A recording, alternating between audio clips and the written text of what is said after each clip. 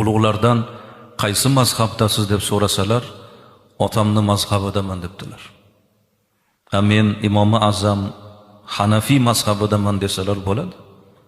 O'rtaga otani qo'yib, otamni mazhabidaman debdilar. Haqiqatdan musulmon farzandichalik otasini ulug'lagan biror bir xalq yo'q. Musulmonlar otani haqiqiy o'rniga, maqomiga qo'ya oladigan. Amr ibn Abdulloh aytadilar, farzand olim, 30 pora Qur'oni bor, ilmi bor, otani ilmi yo'q, oddiy namozxon. Jamoa bilan birgalikda otasiga ham imom bo'laversin. Otasi bilan yolg'iz qolganda odob yuzasidan otani oldiga chiqmasin debdilar. Ota chiqsinlar imomlikka, farzand orqada tursin.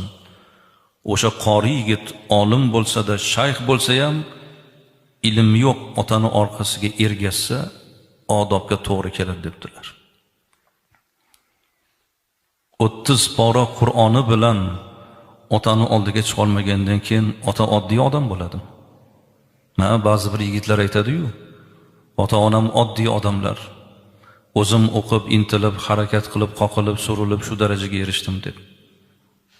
Mana shu gap to'g'rilaylar yigitlar. Ota-onam oddiy degan so'zni o'rniga ota-onam ulug' insonlar deb aytinglar. Ota-onamiz boshqalar uchun oddiy bo'lishi mumkin, lekin farzand uchun ota-ona oddiy bo'lmaydi. Otamizdan, onamizdan biz uchun ulug' inson yo'q.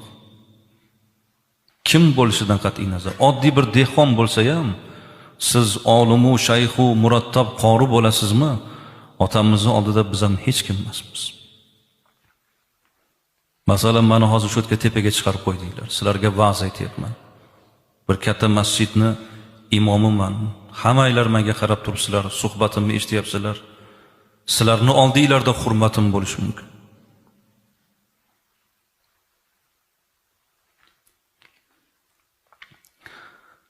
Lekin otamni oyoqlarini patak emasman men.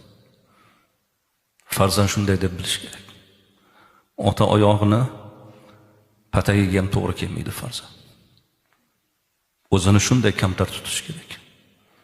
Otam, onam deb yursanglar, yigitlar, kam bo'lmaysizlar.